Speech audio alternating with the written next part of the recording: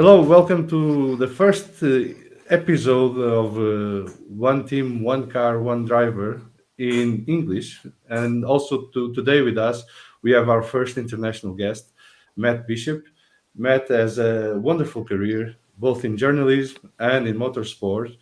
And we are privileged to have Matt with us today to talk about his life in the sport and in journalism, and also something that is very dear to him, a cause that he embraces on everything he does, which is the LGBTQ plus cause.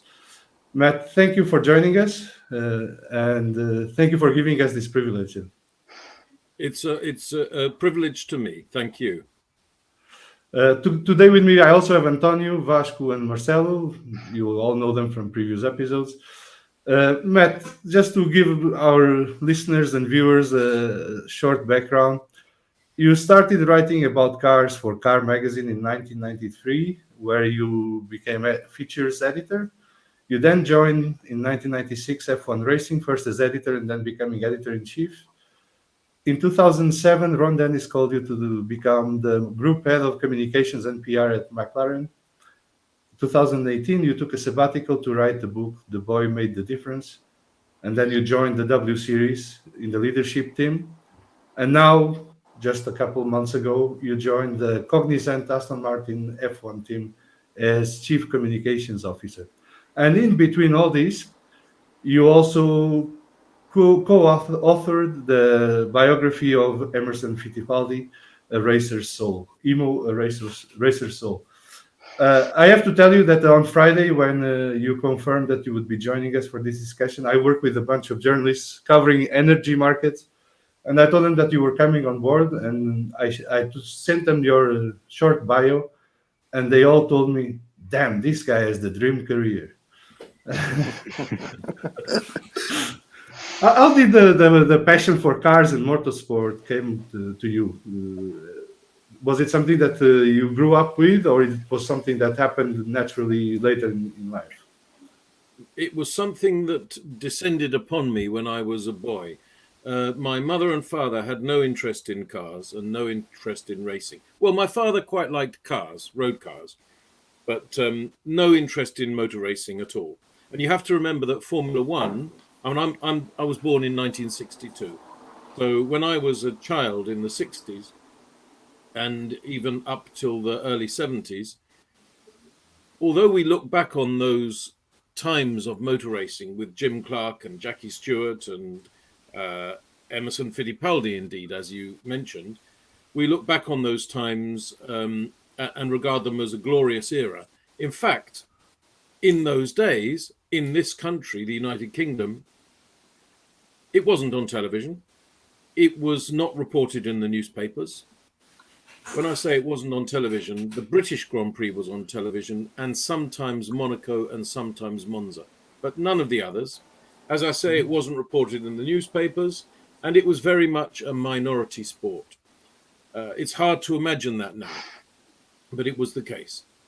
James Hunt changed all that in the United Kingdom in 1976. But prior to that, even though we had glorious champions such as Jim Clark and Jackie Stewart, they hadn't grabbed the public imagination in the way that, of course, James Hunt did with his extraordinary battle with Niki Lauda for the World Championship in 1976. So where did I learn about Formula One? I honestly can't remember. I think I have a memory in the very early 70s, perhaps 71 or 72, of going into a newsagent to pick up my football magazine, because I was always a big football fan when I was a kid. Which team? Arsenal supporter. So there you are. And Wow. you have to forgive me. We have to support our local teams. I was brought up in that area of London. Yeah, tough times now, but glorious past. Yes. Anyway, it was around 1971, 72, and I went into the newsagent to pick up my copy of Shoot, which was a kids' comic about football, and I saw this magazine lying on the counter, Autosport. I never heard of it, and I looked on the cover and I saw this car, which I now know was Jackie Stewart's Tyrrell, this beautiful blue car, quite extraordinary, not like the cars that I had already developed a fondness for that I saw on the road, typical British cars of the time, Austin, Cambridge, Morris, Oxford, Vauxhall, Victor, and so on. But this extraordinary car. And I asked the newsagent if I could swap my subscription from Shoot to Autosport, and he said yes, and the rest is history. Very good. The writing side, though, it's pretty much in your DNA, right? Because your great-grandparents were writers or authors. Your grandmother was an author. Your mother was an author. And now you are an author as well. So that came naturally to you. You just were born writing, right?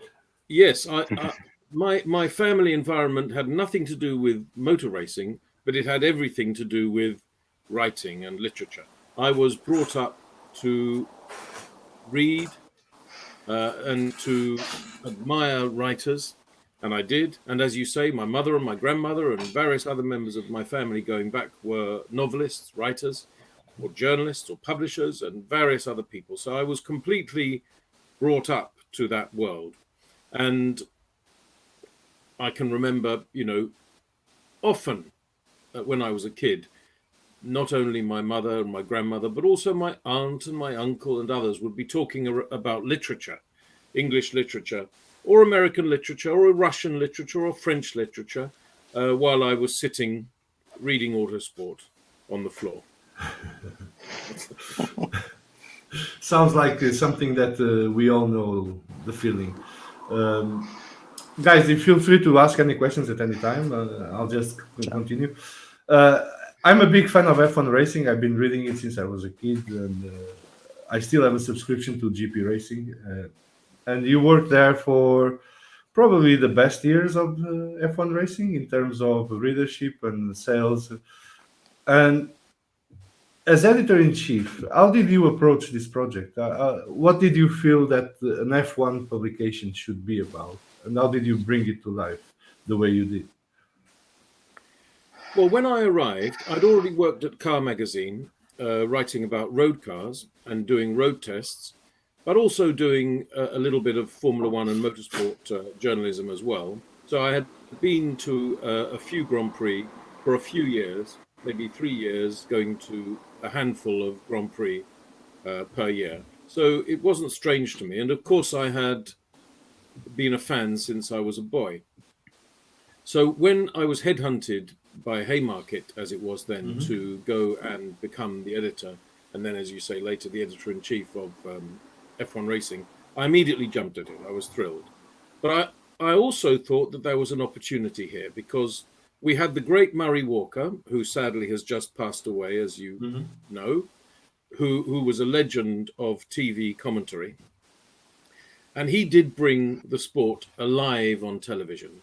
But with the greatest respect to the reporters who had reported on Formula One in magazines prior to that, some of whom are absolutely brilliant writers and now good friends, people like Nigel Roebuck and Peter Windsor. But nonetheless, they had been reports. They had been reports rather than a lifestyle evocation of the sport. And I thought that in some ways, the background story was perhaps the more interesting one, and the technical analysis and the political analysis and the intrigue and the skullduggery was just as interesting as what happened on track. Moreover, what happened on track, everyone had already seen. Yep. That wasn't the case in the 70s because it wasn't on the television, but by the 90s it was. So if you were a Formula One fan, did you really want a monthly magazine that said Michael Schumacher was on pole, he led from the start, Giancarlo Fisichella drove well to second, Damon Hill's engine expired? You'd seen that already. Yeah. So I thought, in fact, there was an opportunity to create a lifestyle magazine that told the story behind the story.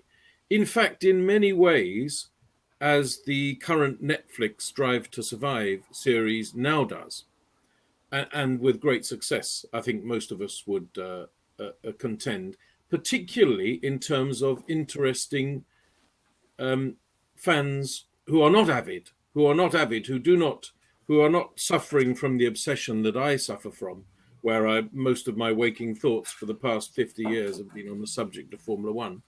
So not for those people so much, but not to alienate them, but also to be of interest to fans and indeed enlist fans in the enthusiasm. And I think that worked because it did become the world's best-selling Formula One magazine. And when I started, it was on sale in one country, in one language, UK English. And by the time 11 years I left to join McLaren, headhunted by Ron Dennis, it was on sale in 34 languages in 110 countries. So we must have done something right. And it was that approach, I think, which was taking great writers, people like, as I said, Nigel Roebuck and Peter Windsor, also the late Alan Henry, who is no longer with us, but was a great friend. Maurice Hamilton's still there, not at F1 racing so much, but in other places. And then young writers, people like Tom Clarkson, who, of course, is now ever present in the Formula One scene, but was 21 when I started with him in F1 racing. Just for our listeners, Tom Clarkson does the Beyond the Grid podcast that I think all of you hear as well. Yes, Sorry, he does. He does indeed. But he was just 21 when I started at F1 racing, and a young lad, and but talented. And we had also the great Darren Heath, who was and is still a great Formula One photographer. But he broke the mold and did a lot of innovative photography, which was very important because we wanted F1 racing not only to read well, but to look good. Well, Darren Heath, I'm glad you brought him up because he kindly allowed us to use his photos in our website. He granted us rights for that. So a public thank you to Darren as well for that. He was very kind. In 2007, you crossed the border. You went to the other side. And you went into a team that at the time was the biggest team in the paddock, coming out of the worst scandal in the sport's history. With a lot of wounds to heal and a lot of communication management to be handled. How much pressure did you feel stepping into that job? Yes. I think it was my first comms job. Don't forget. I was an experienced journalist and editor, and I knew the politics of the sport very well. And that's why Ron hired me. I mean, there would have been other communications professionals with greater experience. And in fact, he already had press officers of high quality. But he didn't have a strategic comms director who would be able to manage, I was almost going to say compete, but let's say a mixture between manage and compete, the situation as was being spun, and I think he wouldn't object to the words spun there, by Richard Woods, who was working for the FIA very closely with Max Mosley during what still probably remains the most antagonistic period of Formula One. And Ron Dennis and Max Mosley, of course, not friends. And the whole Spygate scandal had become a kind of spin-off of that animosity. I'm not saying that the behavior of all the participants was perfect, but I'm saying that there was an element of a spin-off from it. Yeah. Anyway, I was hired as a result of that, too late to help fix it, really, and the $100 million fine was applied and paid. Extraordinary, really, that it could be paid, but it was carefully chosen by Max Mosley, I think, so that it would very much hurt McLaren, but not cripple McLaren. Yeah. And that is what happened. So when I arrived, there was an atmosphere of defensive pessimism. We had been thrown out of the Constructors' Championship the year before, having scored more points than the team that did, therefore, eventually win it, Ferrari. And Constructors' Championships do not arrive easily. Yeah. And to lose one in that way was very painful. If I think back, I just think back that everyone was nervous. Everyone was very nervous, but also very relieved that the team had survived. So that was the atmosphere into which I arrived, and decided to try, first of all, before telling any very proactive promotional stories, damage limitation.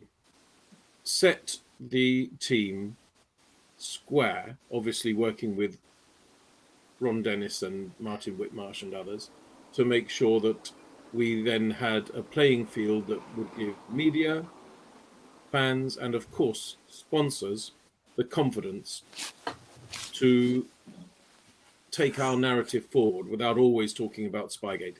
And gradually that did occur. And it occurred... Matthew, what did you leverage at that time to change the McLaren's image on the outcome of Spygate? Well, I'll give you one example. So Luca Colliani was then, as now, senior comms operative at Ferrari, and he had been very active during the Spygate saga, obviously telling the story from Ferrari's point of view, as you would expect, as is his job. But he and I knew each other for a long time already, and I invited him to McLaren. Now, I remember when he arrived, he came from Maranello, he flew to Heathrow, and we sent a car for him, and he arrived at the McLaren Technology Centre. And I remember he was nervous.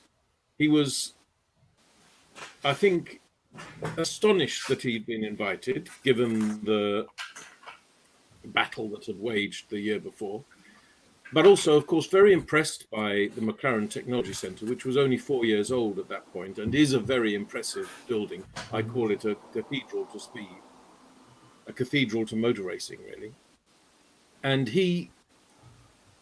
But a very modern cathedral. And he arrived, and I welcomed him, and I took him to see Ron Dennis in Ron Dennis's office, and he was, I think, quite overawed. Not by surprise, just by surprise that he was being treated very well. And that evening, we had arranged that Luca and I would take to dinner perhaps 12 of the most senior British motor racing journalists, which we did. We took them to an Italian restaurant. I chose an Italian restaurant in London. Nice touch. And we ate and drank very, very well.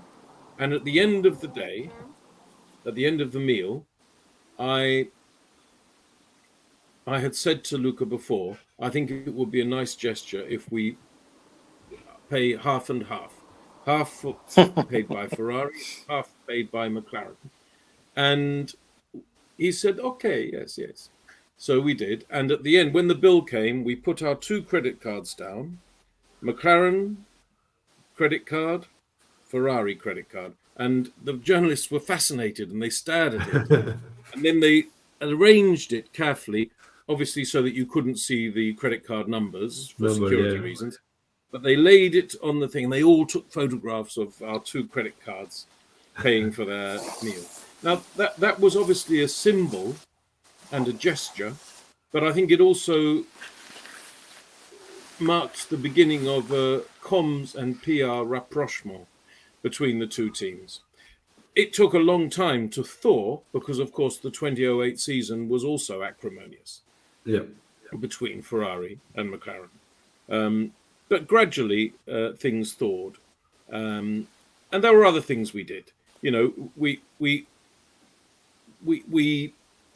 I'll give you another one example. If you remember the McLaren the McLaren Brand Centre, which is the big black forbidding building in the paddock.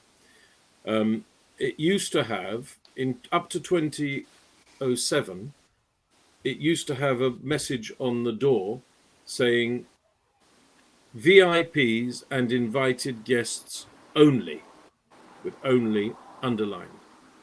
So we changed that I changed that for one word. It just said, welcome. And a lot of these little things showed a difference of nuance, that there was a sea change going on within McLaren. We also didn't seek to deny previous wrongdoing. What's the point? We had just paid a $100 million fine, but we did seek to express the determination to move on from it. Did Ron Dennis give you a carte blanche in terms of strategy and actions that you could do to overcome this event? I wouldn't say carte blanche, but he certainly gave me space in which to inaugurate some of these things. Somebody like Ron Dennis doesn't want surprises. That kind of person doesn't want surprises. They want to make sure they are aware of things. But he also was on the back foot. He had had a terrible time. His annus horribilis, as the Queen of England once called it. She wasn't talking about Spygate. She was talking about her own troubles. But it applied to Ron Dennis as well. A terrible, horrible year. And he was also... it had affected his private life. You know, his marriage had come to an end. Ron was not in a great place. And I think he relied on his senior lieutenants, and I had become one, to help him through this very difficult stage. And we did. And actually, I think that's why, I mean, Ron Dennis is a remarkable person, maddening at times, but also a genius. And I think those who worked closely with him during that period, there was a great deal of loyalty going in both directions. We usually say in our podcast that Ron Dennis, it's the only team principal that was mad enough to have Senna and Prost as teammates. That no other team principal would ever do this again, and he repeated it when he put it Alonso and Hamilton on the same team. I probably didn't know that he was repeating it, but that's what ended up I'd happening. say that. And he abruptly ended it in the end of 07. But do you see this characteristic of Ron Dennis as madness or as passion for and willingness to win at all costs? I call him a crazy genius. So in a way, that is a mixture of madness and passion. But you know, some people underestimate Ron, despite the fact that he is so successful. Of course, he's a crazy genius. Of course, he could drive you mad. Of course, he could be difficult. But also, he has, as team principal, won more races than any other person in the history of our sport, including Enzo Ferrari, including Colin Chapman, including Toto Wolff, although that is gaining. And am I right? He's still ahead of Toto Wolff. I think he is still ahead. I think he is, yeah. I can double check. I think he is. I can assure you that in our hearts he is. Well, all credit to Toto Wolff. A fantastic work in recent years, of course. But no, I would say that Ron Dennis was unshakably confident and unshakably ambitious. And that is the reason why he would not have balked at the idea of having Ayrton Senna and Alain Prost in the same team. If you think about it, when I arrived at McLaren on the 1st of January 2008, he was already a very successful man. He was already a very rich man. He was already in his 60s. You might have thought that he would perhaps slow down or wind down at about that time. But no, what did he do? He set up McLaren Automotive. He got involved in a huge amount of spending. At one time, in the setup of automotive, I think we were spending £1 million a week with no income coming in at that stage, no cars being sold at that stage, but building the factory and developing the car and so on and so forth.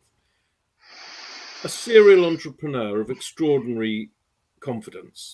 And where did the confidence come from? Because he was born to humble origins in the town of Woking, and he didn't do particularly wonderfully well at school, and he was a mechanic. But somehow, out of that came the most successful team principal in the history of Formula One. He still is. You've done the I just Googling checked. just now, haven't Yes. you? Yes.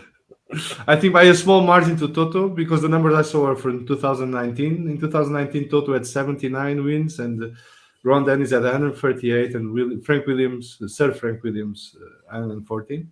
But I think over 2019, 2020, Toto shortened the distance but didn't cover it, for sure. Matt, But one final question. One Sorry. final question on McLaren. Why did you leave McLaren? Were you growing tired of it? Look, when Zak Brown arrived, I worked very well with him to start with. I knew him already. But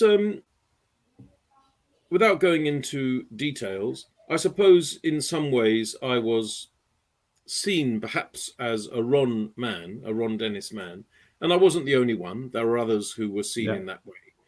And eventually, I think it became obvious that Zak wanted his own people.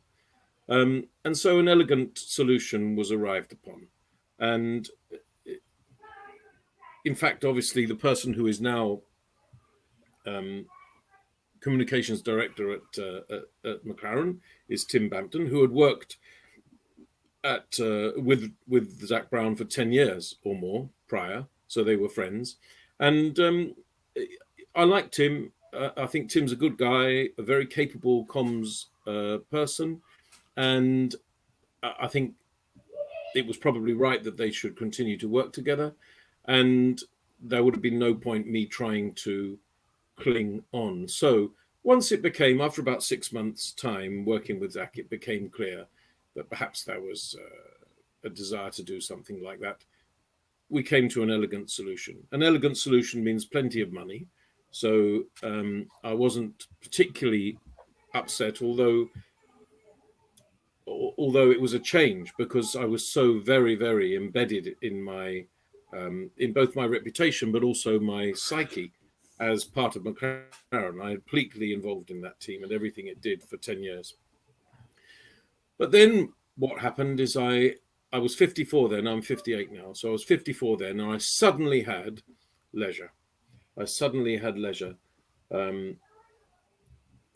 Thrust upon me in a way that I now regard as a wonderful gift. And I had 8 months before I started work at W Series.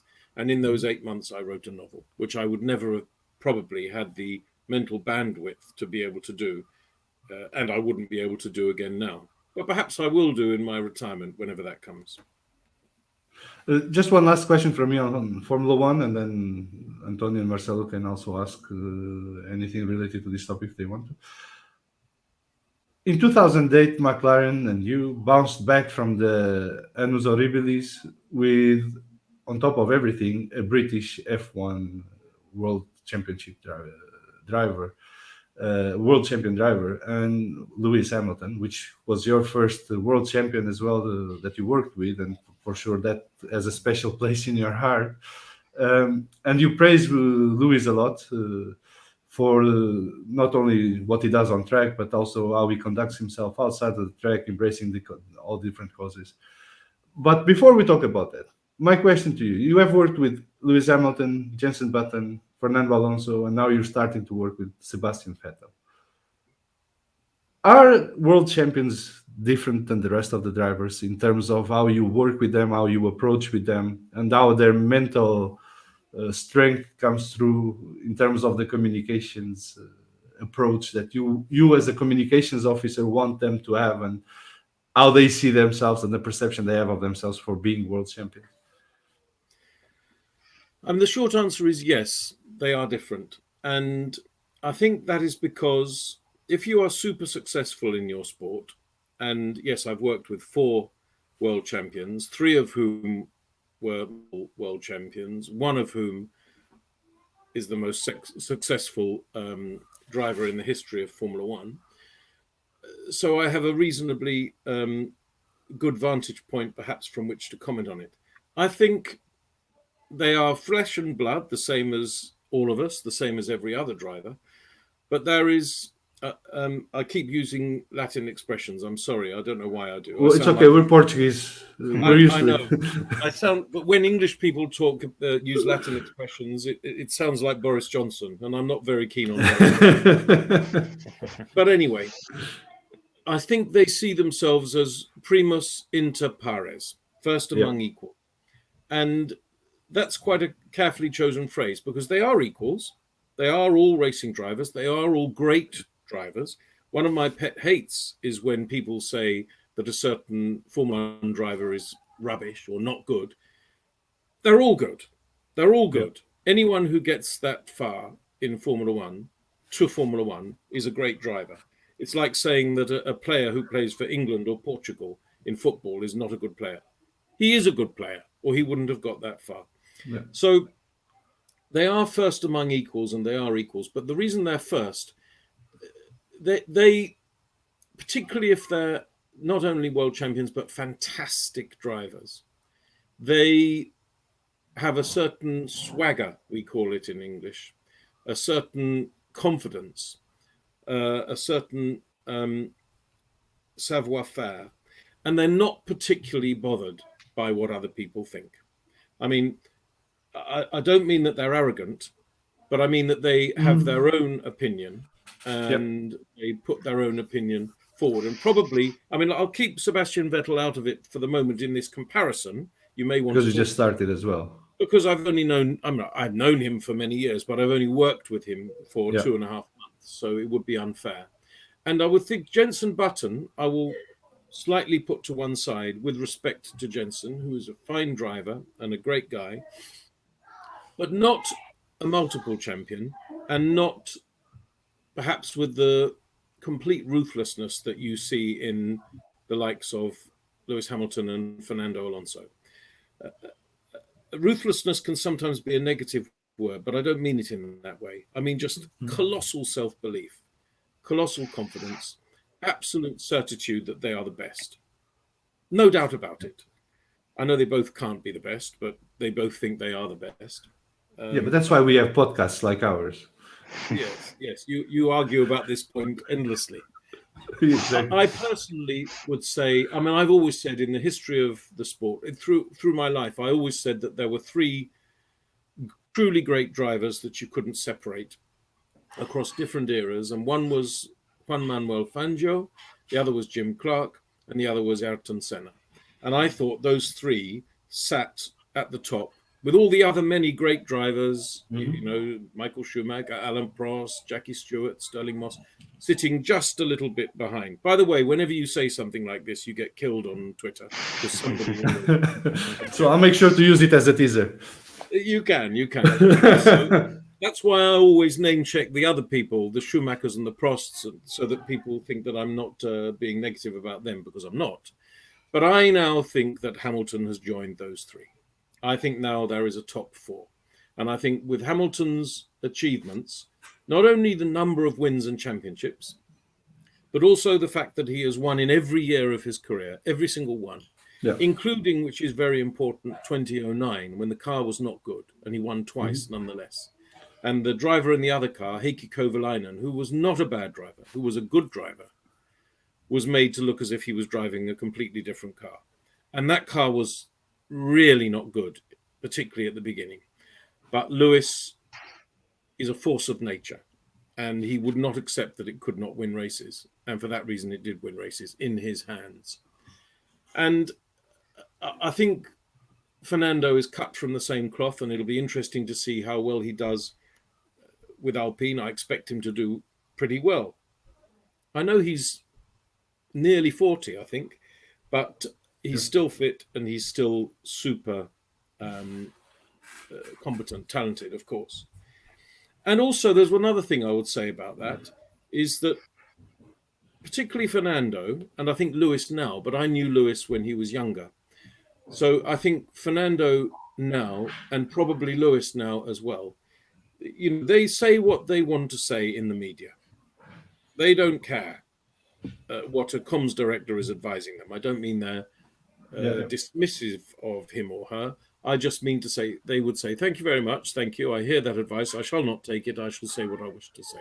Yeah. And that would be shown in, for instance, when McLaren was struggling with Honda engines, and that was not a marriage made in heaven.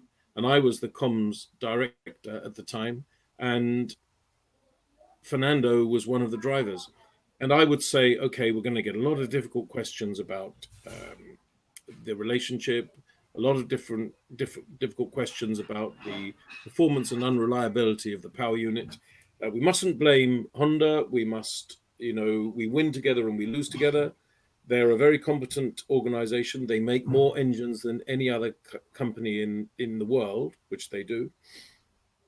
So they will get there. So we just have to support them for now. See, no problem, no problem. And then when the interview comes, GP2 engine, deck chairs, all these other comments, which of course were cleverly using the media to make his point. And by the same token, Lewis has decided that he's going to embrace Black Lives Matter and all the other off-track activism that he does. And I don't know whether Mercedes-Benz is delighted about it, or I don't know whether they just accept it because they have no option. But the point is they have no option. Yeah. He was going to do that, whatever they said. And he will do it, whatever they said. And if you remember, he had a T-shirt that he wore on the podium, and the FIA said, you cannot wear that T-shirt again on the podium. Okay, he'll wear it elsewhere. He will get his message across. And actually, I think of all the drivers I've worked with, Lewis Hamilton has to be, of the ones I've worked with, I would have to say Lewis Hamilton is the greatest on track and off track. Can you tell us more about, if you can, the work he does off track? We were very critical when he brought the racism issue onto F1, not because of the racism cause or the topic that he was raising, because we all embraced that, but because he brought it into the Grand Prix weekend. And our perception at the time, and we talked about it in the podcast, is that when you go to a Grand Prix weekend, you don't want to be thinking about other things. That the point is you want to focus on that short period of time, every second week, where you can enjoy pure racing between the best drivers in the world with supposedly the best cars in the world. And that we always felt that Lewis Hamilton, being who he is and having the platform he has, he should be doing this in between races, where he can draw a lot of attention to the causes that are important, that we should all support and be engaged with. But being Portuguese, and I think this goes for all of us, we are never exposed to what he does off track. But I read an op-ed that you signed for the race, where you mentioned some of the things that he does that I didn't even know. And I read a lot about Formula One. Can you share with us some of that walking the talk that Lewis does off track that we are not aware outside of the UK mainly? Well, I have not worked with him since 2012, but I'll tackle your first part of your question first, because yes, a lot of people say politics has no place in sport, and why does he have to do that? That is an opinion. That is a defensible opinion. If you have that opinion, there's no point me or anybody trying to persuade anyone otherwise. You are entitled to that opinion, as I am entitled to this opinion, which is as follows, which is that sport is part of life and politics is part of life. And I don't think that it is reasonable, in my view, to insist that they be separate when actually they are not separate. They exist in the same cosmos, and the same people are interested in both subjects. And why, I'll put it another way, why uniquely should sportsmen and sportswomen be prevented or barred from speaking about politics? Why should they be prevented? I sometimes have this on Twitter. I mean, I don't tweet about politics very much, but I used to a little bit when the 2016 referendum took place in the UK, because I was so disappointed with the result. I mean, I'm not just saying this because you're Portuguese, but I love Europe and I want it to remain part of the European Union. And I think Brexit will probably turn out to be a complete disaster. But anyway, as predicted and as very predictable. But there you are. See, I'm getting in politics now, and somebody will probably someone will be angry about it. But sometimes, if I have made those points on Twitter, which I don't anymore, but I did at the time back in 2016, 2017, people said, "Why don't you just stick to Formula One? We like your tweets about Formula One. Why do you tweet about politics?" And I used to reply, "You literally follow me. You literally follow me." Yeah, that is what and you it's do. a choice. You press the word follow. You press the word follow on Twitter. You literally follow me. If you do not want to hear what I say, unfollow me. I don't mean that in a negative way, but it's logical. To criticize somebody you're following on Twitter for what they are saying is like walking up to someone's front door, ringing the doorbell, saying to them, "Good morning, what are you thinking about?" And then when they tell you what they're thinking about, you say, "I don't like that. Please stop thinking." That is the exact equivalent of complaining about somebody's tweets, unless the tweets are very offensive or insulting to you. Yeah, of course. Something else. So by the same token, I think it's up to Lewis. And Lewis has decided he's won this many races. He's won this many championships. And he now wants to use his platform to further and promote causes that he believes passionately in. Good for him, in my view. Good for him. And if you don't like it, just watch the races and don't watch the rest. You can avoid it if you wish. Yeah, no, our issue was not so much about. First of all, I believe in freedom of expression. You should be able to say what you think at any point, anywhere. We have more issues in the fact that he chose to start it with the taking the knee at the beginning of the Grand Prix or wearing the T-shirt. And I personally felt that, man, this is Lewis Hamilton. I mean, if anyone has a huge platform available to him on a daily basis, every second of the day, it's Lewis Hamilton. He could have done this outside of the Grand Prix weekend and build a huge following for the cause and bringing people together that feel the same and support it. And that was what bothered us in the beginning, because I personally felt that he was disrupting the Grand Prix itself, not because of the message that he was portraying or conveying, but the method he chose to do so, which of course it's highly successful because it's so disruptive that we are talking now about it almost a year later. And that was the issue, because otherwise I think anyone should be free to talk about the causes that they believe in. And anyone with a platform has that responsibility as well, in my opinion. Because if you have a platform that either you build small or large, you should use that platform to convey the principles and causes that you believe in and that you believe are positive for society at large. And that's how you would like to see the world being. And then people are free, as you say, to follow or unfollow as they see fit. Obviously, I tend not to unfollow people that I disagree with, because I want to know what they're thinking, try to understand it from their point of view, unless it becomes completely offensive. But that I think it's a personal attitude that each one has to decide which direction they go. And I really would love to see the media showcasing what Lewis is doing off track and the causes that is important. And for instance, he came out now against the Vatican. Not many people did. I don't know if you're all aware of what I'm talking about, but the Vatican issued a statement saying that they will not embrace gay marriage. And Lewis was one of the few high-profile people that came out against the Vatican and condemning that statement, which I completely agree with Lewis, because besides being anachronic, it doesn't make sense in today's world. It's also dumb from a religion that preaches love to be exclusive in what love they're talking about. And I think that the principle of love does not apply to what sexual preference you have. It applies to how you embrace life and others around you and how you relate to them. And that's what should matter the most. But apparently the Vatican is not interested in that. But that is a nice segue to the next part of the discussion. You arrived to Formula One as the group head of communications and PR of McLaren.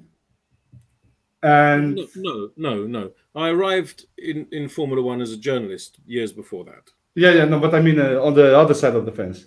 Okay. There is a perception that the paddock is a predominantly white male heterosexual environment, and you are openly gay. Was that an obstacle when you joined the McLaren? Did you find any resistance because of that fact? Not at all. But I will take you back to the journalism, because that's more relevant, really, because I arrived in Formula One as a journalist, as an openly gay man. And as a journalist, you have perhaps less protection and less perceived seniority than if you become a director of a Formula One team. So I think perhaps there was a little bit of homophobia, a little bit of gossip about me at that time, because I was apparently the only one. Of course, I wasn't really the only one, but I was the only one who had been open about it at the time. There are 4,000 people traveled to every Grand Prix, or there were before COVID-19. And of course, it's totally unlikely that there would only be one who was not heterosexual. So, but there was in those days only one who was prepared to say so. Yeah. I'm talking about the mid-90s. And I think much of the negativity was whispered behind my back. There was just one driver, whom I won't reveal the name, completely unconnected to the sport now, who used to make open homophobic remarks. He used to call me a fat faggot. Your listeners and viewers will know that that's a pejorative term. I couldn't object to any part of it. I was a bit overweight, and I was gay, so fat faggot was factually accurate, but also very discourteous and unkind. Then, when I moved on to after 10 or 11 or 12 years to McLaren, by that time people knew me. People knew me. So I arrived at McLaren. Everybody already knew I was gay when I got there. And some people said, for instance, that Ron Dennis would find that difficult. Well, he didn't find it difficult. Well, he hired me. Pardon? Yeah, he hired you, so... He hired me knowing I was gay. And he was very friendly. He was friendly to me about it. He talked about it without embarrassment. Despite the fact that he is, of course, as you say, a white heterosexual male of a certain age. No, he was fine. And then when I met a man whom I eventually married, he said, I hear you've met someone whom you're going to marry. Congratulations, and so on. So I found that all very good. And many Formula One people have come to our parties, my husband and I, Angel and I. He's from Philippines, Angel, if you want to pronounce it in the Spanish way, but we say Angel in English. And lots of Formula One people have come to our parties and indeed to our wedding. Yes, I think by the time I got to McLaren, there was no issue. Having said that, I think there is an issue even now. And this is why I'm an ambassador for Racing Pride, which was inaugurated with Stonewall, which is a LGBTQ plus charity, as you must know, and that was inaugurated in 2019. And that's because young karting drivers, male or female, who might be LGBTQ, were encountering negativity or were deciding not to enter the sport or proceed with the sport because of the negativity they were encountering. And I thought that needed to change. And so I was part of a small group who set up Racing Pride with Stonewall, but also, which I focus on a little bit more because of the fact that I work not in karting, of course, but in Formula One, with the fact that it seems to be all right now for a communications or PR or media person to be gay, LGBTQ plus, or for a journalist, or for a marketing person, or commercial, or catering, or events. But engineering and mechanics, no, not so much. And there are still mechanics who work for teams now who have been working for them for 20 years, who didn't dare to come out and reveal themselves back then. And because they have been secret or closeted, as we say, for so long, don't dare to come out now, some of them. And it's up to everybody when they want to come out or if they want to come out. You shouldn't be pushed out. It's up to you. Yeah. And I talk to them sometimes in confidence. They have sometimes reached out to me and said, could you help me? I wish I could be out. I wish I could come open to my fellow mechanics. And I try to persuade them, and I have had some success. You can. Just because you've been working with them for 20 years and you never told them. First of all, they may already know. They may secretly know, or they may suspect. And second, this is not the 1950s. This is 2020, 2021. And if you go to your friend league, if you work for Williams or Red Bull or Mercedes or any of the other teams, and you say, listen, mate, I know I've been working with you for 20 years and I should have told you before, but for various reasons I didn't. But I'm now going to take a big jump and tell you, yes, I'm gay. He will probably say, thank goodness you told me, mate. I think I probably already knew. Yeah. And will be welcoming of it. In general, homophobia in the Western world is quite a rare thing now. 70 years ago, it was very common. 30 years ago, even. But not so much now. And do you think that is there a role that we as fans of the sport can play to make people comfortable coming out if they want to come out, or just that we don't see any issue with who they are, right? Because that's the main point here, is that people should be comfortable with who they are, not feel afraid that how other people will react to that, because it shouldn't even be a topic. No, exactly. And that's really one of the reasons I'm doing this interview with you, and I'm grateful for you having asked me to do it. So you are already doing something for fans because you have chosen to invite me, and you could have just asked me about McLaren and Aston Martin and W Series and Lewis and Jensen and Fernando and Sebastian. But now we're talking about this subject, which is your choice to bring up, and I appreciate. So you are already doing something for fans. I think also, just a general acceptance that there is, as you say, no reason to be negative about anyone. I don't know if there is a gay Formula One driver at the moment. Perhaps there isn't. I don't know. I genuinely don't know. Perhaps there isn't. But we know there have been in the past very few that were open. But we do know of three, and which is Mike Beutler, who was a gay man, which is Nisha Cabral, who was a bisexual man, although he came out at the age of 75, and Lella Lombardi, who was a lesbian. All of them no longer with us, and none of them hugely successful. But anyway, they were pioneers, trailblazers in their way. And all I would say is that if there were a gay Formula One driver, and I'm not suggesting that any of the current ones are, but if there were in the future, in 1 year or 2 years or 3 years or 4 years, he would become an absolute superstar if he came out and said, yes, I am gay. Yes, I race for McLaren. Yes, I race for Williams. Yes, I race for Ferrari, and I am gay. And I think the sponsors would love it. The fans would welcome it. And I think he would become one of the biggest superstars in the world. Yeah.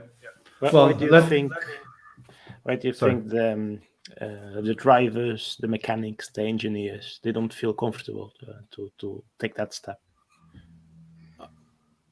I think perhaps because I'm talking about mechanics who have been in the sport for a long time already. I think it's difficult to come out if you haven't come out for 20 years, because in a sense, in coming out, you are telling your colleagues and fellow workers, who perhaps thought they were very close to you, that there was something important that you withheld from them for so long. I think the easiest way to come out is to walk straight in and come out. Arrive in the new company, and because coming out is not something you do once. Coming out is something you do again and again and again and again and again. I've had to come out at Aston Martin. Yes, some people already knew, but not everybody. So people say, "Are you married?" Yes, I am. My husband is Angel. We have been married for so many years. That's how I answer. If you come out like that, from the first moment, it's easier. If you tiptoe around the subject and then come out after some years, it's harder. Oh, you never told me. I assume. Yeah. It's harder, I think, if you do that. So that's what I'm talking about. I'm not blaming mechanics. That I think that is a situation that somehow has become a factor.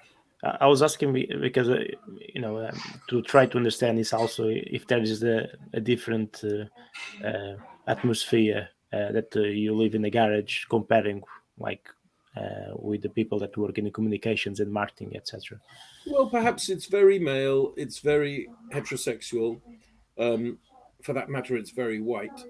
But no, I have come out to mechanics myself, mechanics at McLaren and at W Series. Of course, the mechanics are men at W Series, and indeed Aston Martin, and indeed at things like the Autosport Awards that has 1,200 motorsport people attending, and Angel, my husband, has attended, and there has never been any problem. I think people are now very welcoming, and I think the more one can be open, and I mean, some drivers have actually said to me, some drivers have thanked me.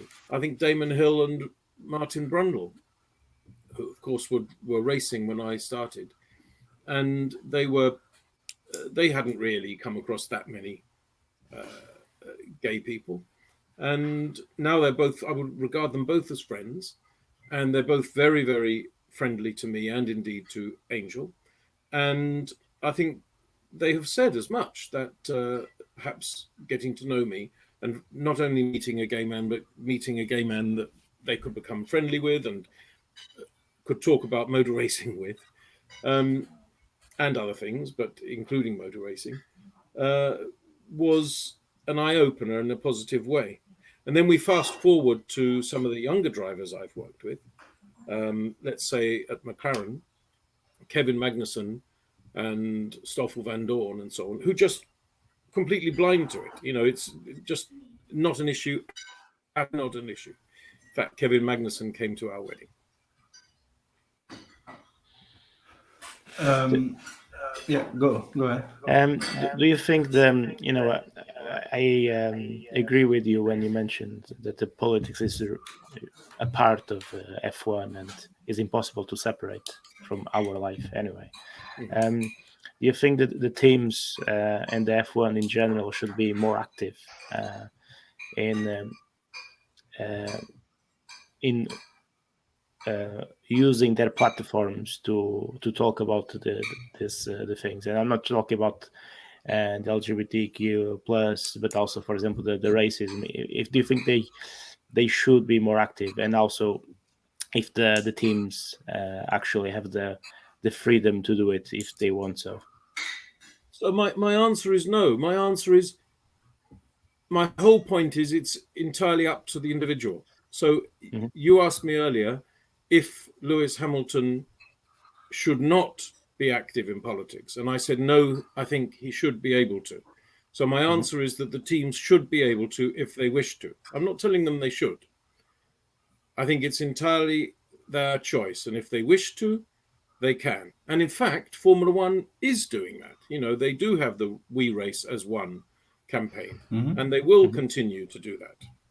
But I'm not saying they must. It's not up to me. Yeah, I understand that. But do you think they have they have the freedom to do it if they want so? If there's any kind Yes. of pressure? Yeah. I do think they do. Do you see one of the, for example, the women that drive in Formula W or W Series reach Formula One, for example? I don't know. I think you ask. Let's talk about W Series. I worked in W Series for 2 years. First of all, I was quite skeptical, but David Coulthard invited me to be part of it, so I did join it, and I worked very hard in it, and I'm very enthusiastic about it. I think, for whatever reason, and we can argue about the reason, but I prefer not. Whatever reason, women have not been numerous in motorsport. Some people think it's because men have greater strength and greater speed and greater so on and so forth. Some people have that view. Some people think it's a lack of opportunity. All we know for a fact is that of the 900 drivers who have raced in Formula One over the past 71 seasons, those who have started races, only 2, and I'm talking about World Championship Formula One Grand Prix, only 2 have been female. And one was more than 40 years ago, and the other was more than 60 years ago. So it isn't getting better. It appears to be getting worse. So into that came W Series to try to give a platform and an opportunity for 20 women to race every year, and to race and to learn. And I'm very proud of the time I spent there, and I wish W Series well. And in fact, W Series has now been embraced, as you know, by Formula One, and it will race alongside Formula One at 8 Grand Prix this coming year. Do I know if any of the drivers will race in Formula One? No, of course. Nobody knows that. It can't be known. Some of the best drivers are already of a certain age. Let's talk about Emma Kymäläinen and Alice Powell. Emma Kymäläinen is over 30 and is a mother. Alice Powell is in her late 20s. They both won races last year.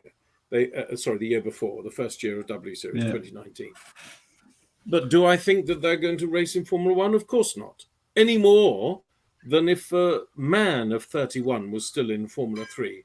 Of course he wouldn't race in Formula One. We all realise that's completely impossible because they are too old for where they are on the step ladder towards Formula One. Now, the youngest driver in W Series, I think, is Irina Sidorkova, who I think is 17.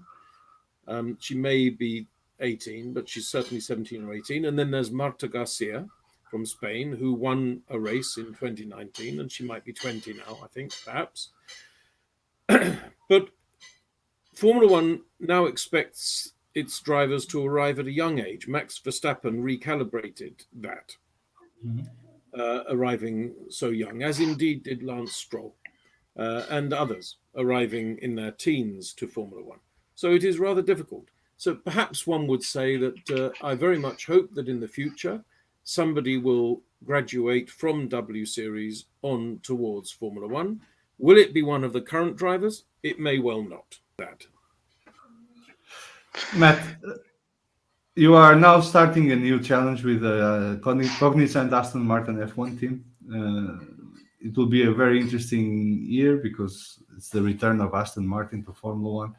It's also working with a very ambitious and demanding boss in Lawrence Stroll, who has a passion for the sport, but also has goals that he wants to reach, and namely bringing Aston Martin to the front and challenge for wins in the near future.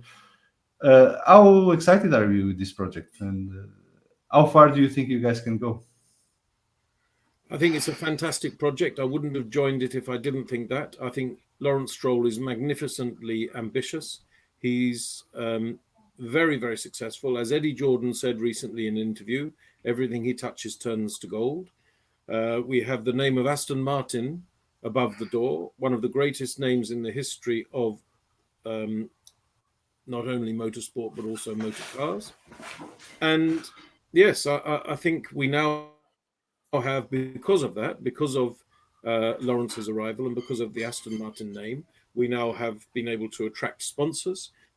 Cognizant, Sentinel One, Peroni, and many others, NetApp and Crypto.com, all of whom are bringing not only money, and they are bringing money, but also expertise that will help to make our operation better and ultimately, therefore, our car go faster. And all of that is an exciting cocktail from which one would hope that the very solid base, where this team has won a race last year as Racing Point and has finished on the podium and scored points consistently, will gradually be able to make that further step towards ultimate success. I'm not saying when. It's very difficult to beat Mercedes. It's very difficult to beat Red Bull. And we don't underestimate any of our other rivals, Ferrari, McLaren, Renault, Alpine, and so on and so forth. So, but I think that all the ingredients are now there to make this a possibility. Well, Matt, before we go and we let you go to enjoy the rest of your weekend, we would like to talk a bit about a child of labor and of love that you wrote in your sabbatical year in 2018. It was 2018. The Boy Made a Difference, which is available for sale in Amazon, and all proceeds go to charity, which is the Bernardine Bishop Appeal, which is a tribute to your mother as well. And this is part of the Click Sergeant, a charity that helps children, young people, and their families who are suffering the effects of cancer. There is a very good review in gaytimes.co.uk, which I will put the link into the episode of the podcast so that people can go and visit, and also in our website. Tell us a bit more about this book and how much of it is personal to you, because the story is about a period of your life that I'm sure it wasn't easy for you being gay, and society was very different from what it is now. And thankfully, now we evolved to something better. We're still not there, but we're getting closer. Tell us a bit more about this book. Well, listen, thank you very much for giving me the opportunity to say. Yes, look, I wrote it in between working for McLaren and working for W Series. So I began it in the summer of 2017 and I finished it in the first months of 2018. And my mother was a novelist, my grandmother, various others in my family. So I always thought perhaps there was a novel that I might want to write. I didn't know if I could write it. I didn't know if I would have the time or the talent. But I'd written a lot of journalism, so I knew perhaps I could turn a phrase. But writing a novel of 82,000 words is very different from writing up a Mika Häkkinen interview of 1,000 words. Very, very different. And I sat down and began to write it. And what I wanted to do was the following. I wanted to do something in honor of my mother. So I'd set up the Bernardine Bishop Appeal, which, as you say, fundraises for Click Sergeant, which is a wonderful charity which helps children with cancer. And I haven't got children. I will never have children. But for me, there can be nothing worse for a parent, I can imagine, or maybe I can't imagine, but I can just begin to imagine, than being told that your son or daughter has cancer, a little boy or a little girl. And charity that helps you with that appalling challenge has to be worth supporting. So, and I've been supporting it for many years in different ways. So the Bernardine Bishop Appeal fundraises for Click Sergeant. So I knew whatever money I would make from it would go to Click Sergeant. That was the first thing. Second thing is that 30 years ago, life for gay men was very difficult because of the arrival of HIV/AIDS. So young men were dying in a terrible way. Not only a physically terrible way, a very painful and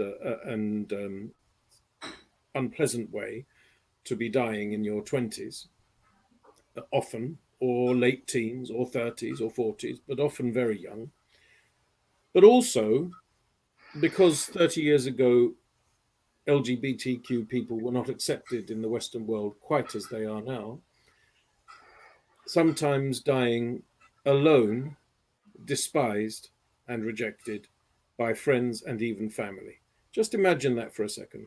Just imagine being 20 years old and embarking on your life at university with your friends, embarking, yes, on your sex life as well, as a gay man, loved by your mother and father, and loving your mother and father and your brothers and sisters and your straight friends, and beginning to navigate your path through your life, and then finding that you have a fatal disease which will kill you in an unspeakably unpleasant way, and that actually all your loved ones reject you and allow you to suffer that death alone. I think that's a very hard thing for a young person to put up with. And there was a company or an organization called London Lighthouse, which at that time was the largest HIV/AIDS centre in the world, obviously based in London because London Lighthouse. And I volunteered for it. I was already working for Car Magazine as a car journalist, but I volunteered as a home support volunteer or buddy, which is where you befriend and support and assist someone who has had the experience that I have just described, someone whose family has rejected them and they are suffering a fatal disease. And you look after them, you visit them. You're not a doctor, you're not a counselor. They will have doctors, they will have counselors, but you might do anything from going round to their house and they say, I'm too tired, I'm too ill. Will you make me a cup of tea? Will you clean the flat? Will you open my mail and answer some of those letters, pay those bills, write a check, I'll sign it. Any of the things that somebody who is terminally ill might not have the energy to do. Or they might say, there is a new movie I would like to go to. I don't dare to go on my own because I have Kaposi's sarcoma. I have marks on my face and it reveals me as someone suffering from AIDS, so I will be bullied. But would you mind walking with me? I think, have the strength to walk. Would you walk with me to the local cinema and then just protect me if somebody taunts me in that way? And so I would go down with someone. If somebody, which they would say, they would taunt the person for their visible signs of AIDS. And I would say, will you leave this poor man alone to go to the cinema now with me? Please leave us. Please walk away from us. We want to watch the cinema the same as you. You cannot catch this disease by sitting in the same auditorium. Please go away. Let us enjoy ourselves. And that was something that I suppose sometimes took some courage. But I have always had a zero tolerance policy to homophobia.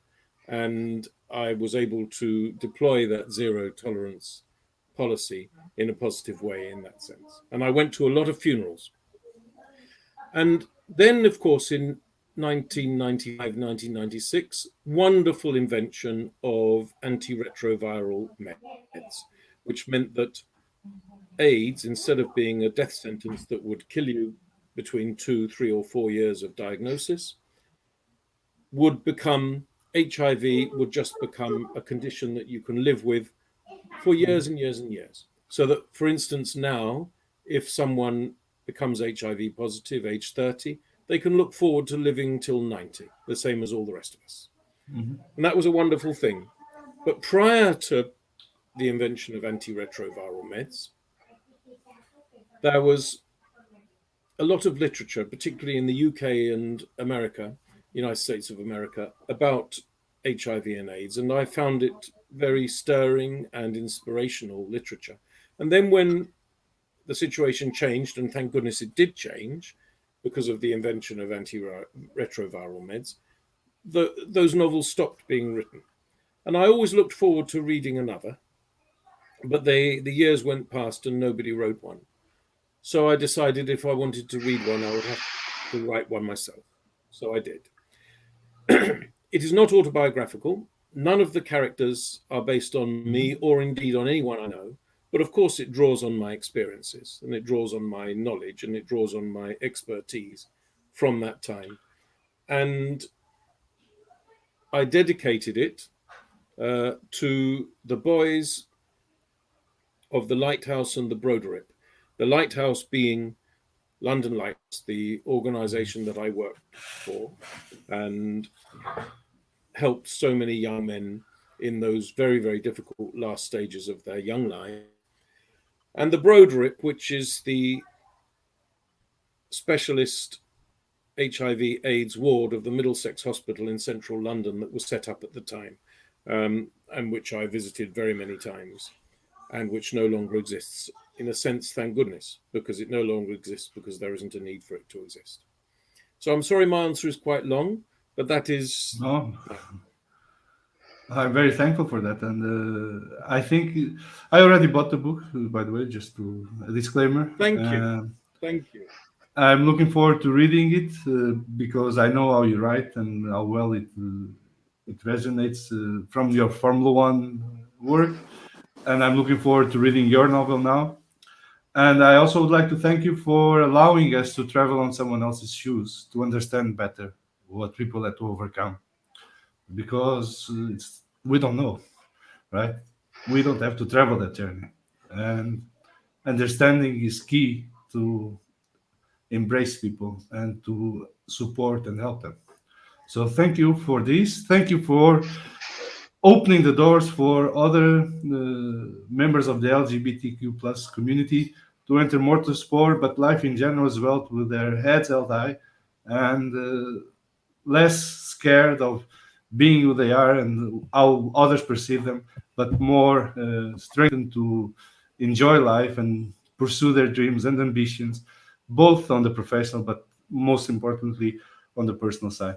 Matt, I would like to thank you for taking the time to be with us on the podcast. We wish you a very successful career at Aston Martin, and we hope that it will be a successful venture for all of you, and we'll be following it every weekend of the season. And thank you, Antonio, Vasco, and Marcelo, for joining me in this conversation with Matt. And hopefully we'll be back soon. Thank you all. Hopefully we'll be back soon with more real stories from Formula One and how those stories can inspire us all to live our lives. Thank you. Have a good day or evening, wherever you are, and see you next time.